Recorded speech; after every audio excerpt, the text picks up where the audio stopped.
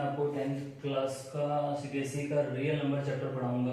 जैसा कि बोर्ड में मैंने इसका पहला टॉपिक जो है इक्वलिट से डिवीजन लीमा, उसकी डेफिनेशन लिखी है। Let a and b any two positive integers then there exist a unique integer q and r such that a is equal to b q plus r where 0 is less than r less than b. इसमें आपको कुछ नहीं समझ में आएगा। सबसे पहले ये बेसिक है। बेसिक मतलब आपने 9th 8th तो छोटी क्लास में भी इस चीज को पढ़ा है। जैसे देखो ए कोई एक नंबर है और जब आप इसमें बी से इसको डिवाइड करते हो तो आपको क्या मिलता है? क्या मिलता है?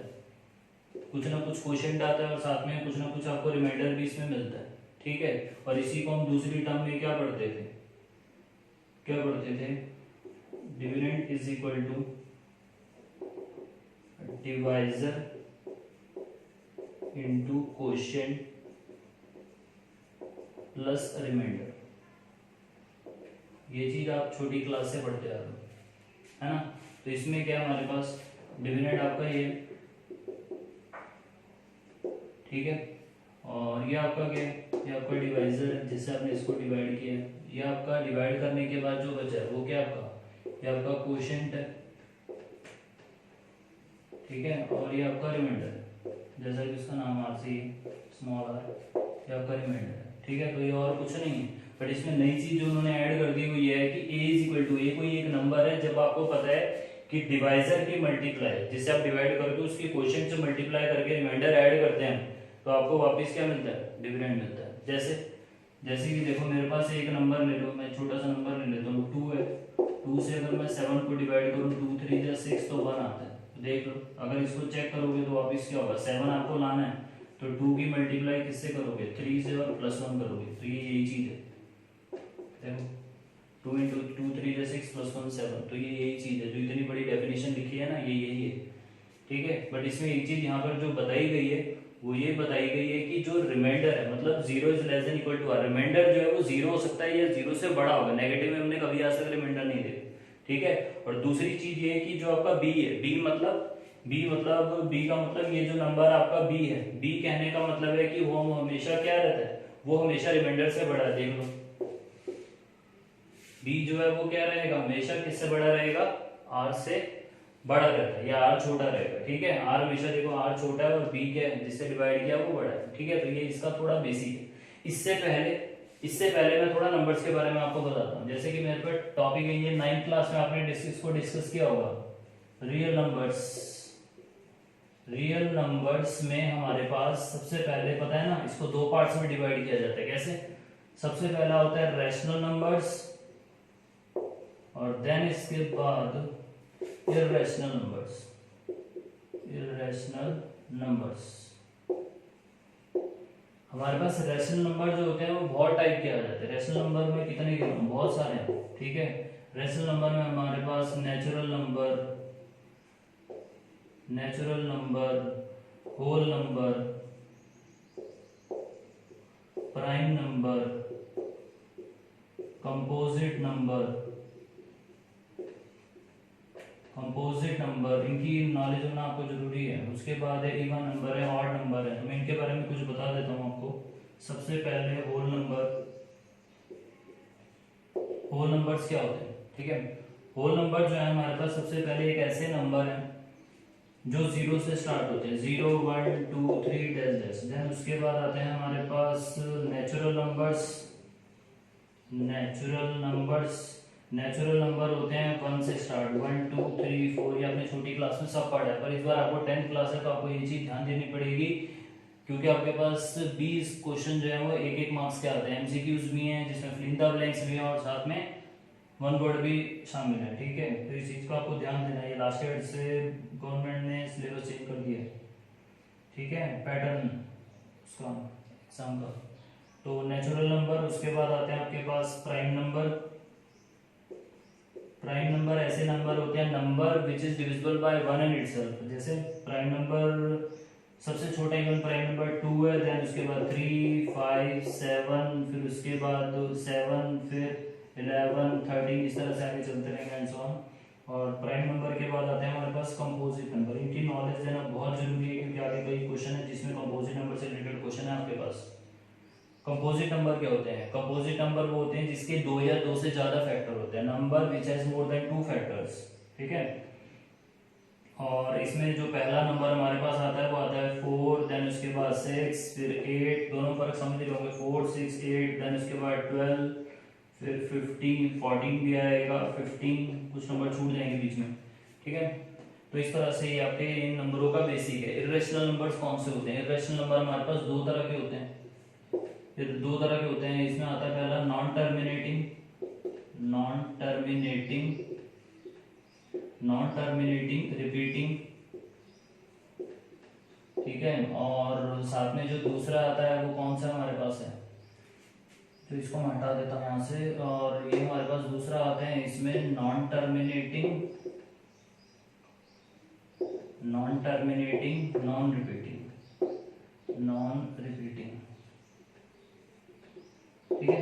इनके बारे में मैं बाद में डिस्कस करूंगा, नेक्स्ट वीडियो में इसके बारे में हम डिस्कस करेंगे। फिलहाल ये रियल नंबर्स का बेसिक है, ठीक है। रियल नंबर दो टाइप के होते हैं, और रियल नंबर के बारे में ये भी कहा जाता है कि ये ऐसे नंबर होते हैं जो P अपॉन क्यू की फॉर्म में लिखे जाते हैं, P अपॉन क्यू की फॉर्म में लिखे जाते हैं, क्यू की वैल्यू कहते हैं जीरो नहीं होनी चाहिए, ठीक है।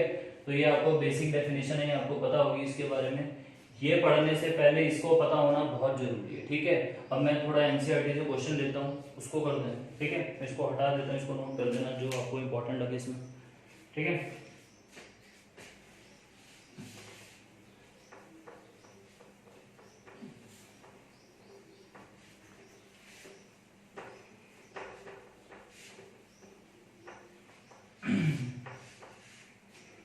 सबसे पहले मेरे पास जो एक्सरसाइज 1.1 है, एक्सरसाइज 1.1 का पहला क्वेश्चन है यूज ईडीएल। मैं इसको शॉर्ट में लिखूंगा यूजिंग ईडीएल। ईडीएल का मतलब इक्विलेट से डिवीजन लेना, to find the HCF of 135 and 225, ये इसका पहला क्वेश्चन है। तो देखो सबसे पहले इसको करना है कैसे है, ठीक है। सबसे पहले आपने क्या करना है, आपने छोटी क्लास में लॉन्ग डिवीजन मेथड पढ़ा होगा HCF निकालने का, ठीक है। तो 135 से सबसे पहले आप 225 को डिवाइड करो। 135 का अगर आप दुगना करो तो कितना होगा, 270 ज्यादा हो जाएगा, तो वन टाइम ही कर लो, माइनस करोगे 0, 12 में से 3 गया 9, और ये 90 बचा। देन उसके बाद 90 से फर्दर इसको डिवाइड करो, ठीक है। 90 से 135 को अगर आप डिवाइड करो तो 90 बन जा 95, और ये 45 आ गया। 45 से फर्दर, अभी छोटा है ना इससे, तो फर्दर इससे इसको डिवाइड करोगे तो ये आपका 2 टाइम्स चला जाएगा इससे, तो यानी आपका HCF कितना है, ये छोटी क्लास में पढ़ते थे हम 5th 6th में, ठीक है। तो HCF आपका यहाँ पे 45 आ गया। बस आपको कुछ नहीं करना है, अभी मैंने आपको ईडीएल की डेफिनेशन क्या बताई थी, A is equal to b q plus r ना, तो इसी के अकॉर्डिंग आपका ये B है, ये A है, ये आपका Q है, और ये R है। तो इसी तरह से देख देख के बस इसको लिखते रहो। A की वैल्यू कितनी है 225 is equal to B, B कितना है 135 इंटू Q, Q की वैल्यू कितनी है 1 प्लस R कितना है 90 है, ठीक है। इसके अकॉर्डिंग अब नेक्स्ट स्टेप में अगर आप देखोगे तो ये आपका क्या बन जाएगा, ये आपका B हो जाएगा, ये A हो जाएगा, ये Q और ये R। तो फिर से 135 इज इक्वल टू कितना हो जाएगा 90 इंटू 1 प्लस 45, ठीक है। और फर्दर उसके बाद 90 is equal to 45 into 2 plus 0, तो ये जो लास्ट बचा यही आपका क्या है HCF है, इस तरह से, ठीक है। ये हमारा फाइनल आंसर हो जाएगा इसका, ठीक है। तो ये करके ये बनाना इसका आसान रहता है, ठीक है। समझ रहे हो इसको, ठीक है। इसको वीडियो को पॉज करके आप नोट कर सकते हो, देन उसके बाद मैं एक और क्वेश्चन करके दिखाता हूँ इसका आपको, ठीक है। इसी एक्सरसाइज का पहले मैं एनसीईआरटी कराऊंगा, देन उसके बाद आरएस और आरडी दोनों कवर करेंगे इसी में, ठीक है। ठीक है, मैं इसको हटा रहा हूँ, नेक्स्ट क्वेश्चन देखते हैं इसी का एक और।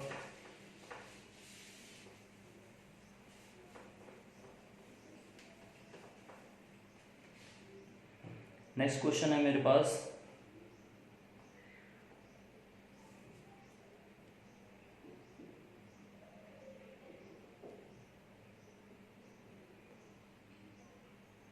नेक्स्ट क्वेश्चन है इसका मेरे पास 867 एंड 255 ठीक है। इसको हम करते हैं ट्राई, वही पहले की तरह 255 से हम 867 को डिवाइड करते हैं। 255 को अगर मैं 3 टाइम्स मल्टीप्लाई करूं तो कितना आएगा, 5 3 15 और 765, तो 3 टाइम्स करोगे तो 765 आ जाएगा, माइनस करोगे तो ये आएगा 2 0 और 1। चेक कर लो, 5 3 15 5 1 5 3 16 6 1 7 ठीक है। देन उसके बाद हम 255 को फर्दर डिवाइड करेंगे तो ये 2 टाइम्स ही जाएगा, ऑब्वियस है, ज़्यादा हो जाएगा नहीं तो 2 से करोगे तो ये हो जाएगा आपका 2 2 जो 4 यानी 204, माइनस करोगे तो 1 और ये बचा 5। इससे इसको ऑब्वियस है दिख रहा है कि ये इसका जस्ट दुगना है, तो ये आपका 102 आ जाएगा। ठीक है, तो उसके बाद वही पहले की तरह ये हमारा A है, ये B है, ये R है और सॉरी ये आपका Q है और ये R है। ठीक है, तो A is equal to b q plus r है, तो A हमारे पास कितना है 867 is equal to 255 into 3 plus 102, then उसके बाद 255 is equal to 102 into 2 plus 51, और देन उसके बाद फिर आपको 102 लाना है, तो 102 को क्या लिख सकते हैं, 102 को हम लिख सकते हैं फर्दर कितना 51 इंटू 2 प्लस 0, तो यानी आपका HCF कितना आ गया इसका 51। ठीक है,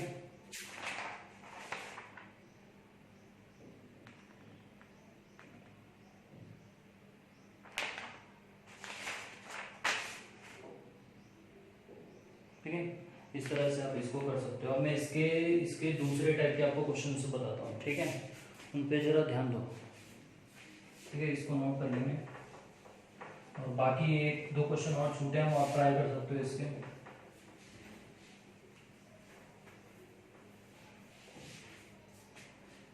क्वेश्चन मेरे पास, मैं इसका क्वेश्चन लिख देता हूँ।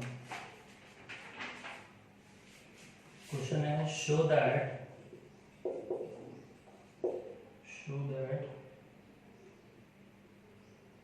any positive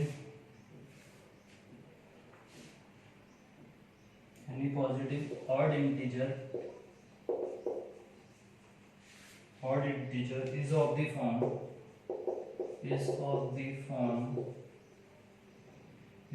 form 6q plus 1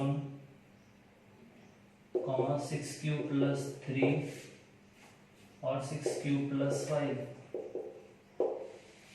ठीक है, where q is some integer। ये इसके क्वेश्चन पहले वाले क्वेश्चन से अलग है। ठीक है, ये प्योर डेफिनेशन पर बेस्ड क्वेश्चंस हैं। देखो करने कैसे हैं इसको। सबसे पहले हमें क्या करना है इसमें, सबसे पहले अगर आप देखो ना तो ये क्वेश्चन बिल्कुल वैसा है जैसे देखो ये इसका b है, ये q है, प्लस तो रिमाइंडर r ऐड है। ठीक है, तो इसमें आप इसको क्या करेंगे, हम इसमें सबसे पहले लेट कर लेते हैं, let small a b any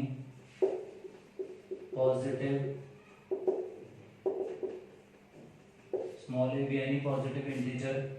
तो इसके बाद a b any positive integer है ना, तो a इज इक्वल टू आप इतना लेट कर सकते हो, और देन उसके बाद b की वैल्यू देखो यहाँ पर कितनी दिख रही है आपको। b की वैल्यू अगर आप देखोगे तो ये बी क्यू प्लस आर है, बी क्यू प्लस आर, तो b की वैल्यू सीधे सीधे आपको कितनी नजर आ रही है, इसमें 6 नजर आ रही है।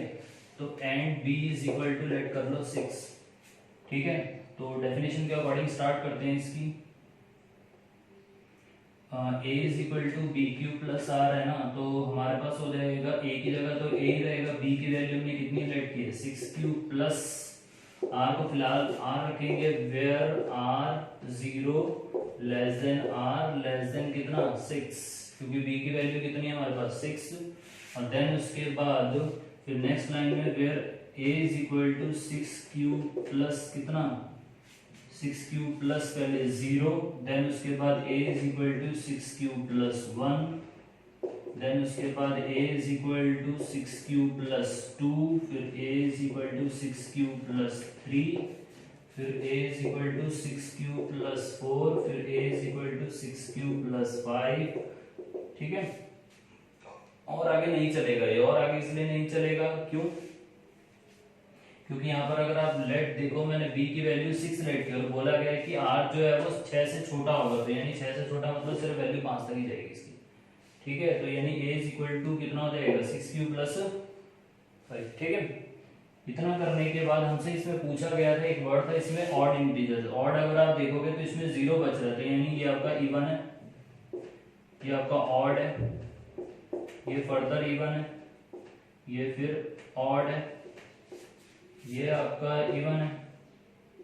इस तरह से आप इसको कर सकते हो। ठीक है, और ये वापिस ऑड है।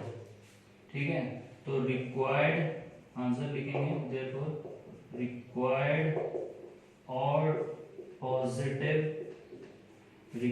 Odd positive integers are what 6q plus 1, 6q plus 3 और 6q प्लस 5। ये आपका आंसर है।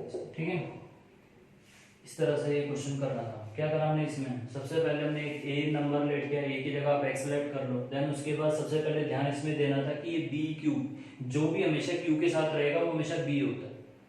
ठीक है, मोस्टली केसेस में, बहुत रेयर केसेस में हम इसको 2 और 3 लेट करते हैं। ठीक है, तो इस वजह से सबसे पहले हमने ये लेट किया। देन उसके बाद r की वैल्यू अगर आपने देखी हो तो r की वैल्यू जो b लेट किया उससे कम तक जाएगी, तो 0 से स्टार्ट होगी, फिर उसके बाद 0 1 2 3 4 5 6 तक हमने स्टेप बढ़ाया। देन उसके बाद हमें सिर्फ यहाँ पे ऑड पूछा था, तो इसलिए ऑड वाले मैंने नंबर्स उसमें से पिक कर लिया। ठीक है, तो ये मेरा आंसर हो जाएगा इसका। ठीक है, इसके बाद इसका नेक्स्ट क्वेश्चन, इसको नोट कर लेना। ठीक है, पेपर में भी इसी तरह से करना है। इसके बाद इसका नेक्स्ट क्वेश्चन देखो। ठीक है,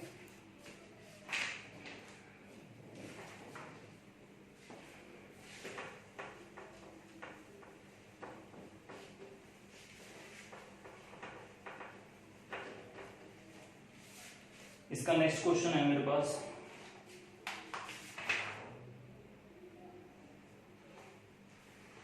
हाँ इसका नेक्स्ट क्वेश्चन थोड़ा प्रॉब्लम हमसे कह रहा है कि an army contingent of 616 members is to be marched behind an army band of 32 members in a parade. The two group are to be marched in the same number of columns. What is the maximum number of columns in which they can march? आपको इसमें एक चीज समझनी है कि अगर कभी भी आपके पास पेपर में क्वेश्चन आते हैं कॉलम से रिलेटेड, रो से रिलेटेड, या फिर हम मैक्सिमम कितने प्लांट्स लगा सकते हैं, ठीक है, तो इस तरह के जो क्वेश्चंस आते हैं, या फिर इसमें कुछ क्वेश्चन बेल्स वाले बनते हैं, ठीक है, बेल्स वाले बनते हैं, तो ऐसे क्वेश्चंस में हमेशा याद रखना आपको क्या करना है, इसमें एलसीएम निकालते हैं इसमें, ठीक है, तो एलसीएम निकालते हैं और कई ऐसे प्रॉब्लम्स हमसे जिसमें हम एचसीएफ भी निकालते हैं उनका, ठीक है, ठीक है, तो समझेंगे इसको। हमारे पास देखो एलसीएम भी निकालते हैं, एचसीएफ भी निकालते हैं, तो सबसे पहले इस क्वेश्चन को देखो, जैसे हमारे पास दिया है 616 है और दूसरा नंबर है मेरे पास कितना 32 है, ठीक है, ये मेरे पास दो नंबर दिए हैं, ठीक है।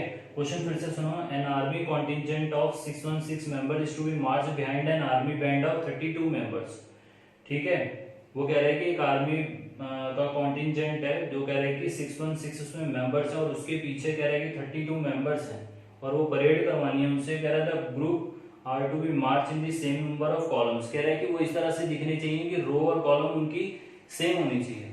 अब खुद सोचो ना, अगर रो और कॉलम दोनों सेम तभी होंगी जब उसमें कोई भी वैल्यू फालतू ना बचे, तो ऐसे केसेस में सिर्फ एचसीएफ निकाला जाता है, ठीक है, तो इनका आप सिर्फ एचसीएफ निकाल सकते हो। जैसे देखो मैं यहाँ पे डॉट लगा के बता रहा हूँ, 1 2 3 4 5 6 7 8 9 10 11 12 13 14 15 16, देखो इसमें अगर आप इधर से देखोगे तो ये रोज है, ये रोज सेम है और ये कॉलम भी देखो क्या दिख रहा है आपको, सेम है। तो ऐसे में कोई भी चीज, आर्मी की कभी परेड देखिए ना, उसमें बैंड जो होता है, मतलब जो परेड होती है उसमें क्या कर रहते हैं, बिल्कुल आपको एक, अगर किसी भी उधर से देखोगे तो बिल्कुल उनकी एकदम बिल्कुल एक अच्छे से वे में दिखती है, कि मतलब कोई भी फालतू नहीं दिखता कि कोई इंसान अलग से चल रहा है, ऐसा नहीं दिखाई देगा आपको। तो उसी तरह से देखोगे एक मैनर में ये पूरा, ये एक रो है, ये आपकी रो है और ये इधर एक कॉलम है, ठीक है, तो उसी तरह से आप इसमें क्या निकालोगे, एचसीएफ निकालोगे इसका, ठीक है।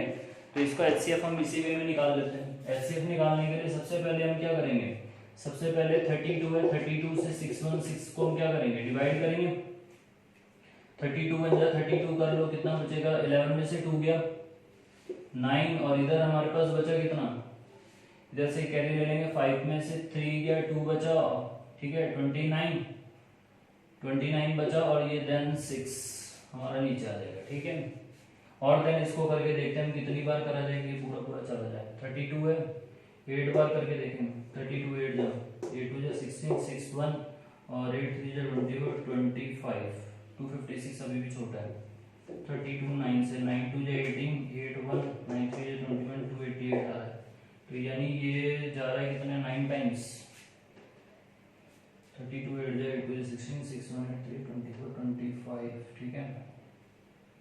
11 में से 2 गया 9 और देन 5 में से 3 गया 2, ठीक है। 9 टाइम्स हमारा जा रहा है, तो 9 2 18 8 1 9 2 9 टाइम्स अगर आप देखोगे तो ये आपका जाएगा 288 आया, देन 16 में से 8 गया 8 बचेगा, और देन इधर कितना बचा हमारे पास, फिर यहाँ से हमने कैरी ले लिया था, तो इसमें से 8 बचेगा। अब 8 बचा, 8 से आप वापस 32 को डिवाइड करोगे तो कितनी बार जाएगा ये, 8 4 जा 32, तो यानी कि उसने जो आपसे पूछा था, क्या पूछा था उसने आपसे कि इसमें कितने कॉलम्स बन सकती हैं, तो मैक्सिमम जो है वो 8 है, तो 616 को हम क्या लिख सकते हैं, 32 इंटू 19 और प्लस वही पहले वाले मेथड से प्लस 8, और वापस फिर उसके बाद हम 32 को क्या लिख सकते हैं, 32 को हम लिख सकते हैं 8 इंटू 4 प्लस 0, तो आपका जो HCF है वो मैक्सिमम कितना हो जाएगा, वो 8 हो जाएगा। यानी मैक्सिमम जो है उसमें कॉलम्स या रो जो भी पूछा है उसने वो 8 हो सकते हैं। यहाँ पे एक चीज सोचो ना,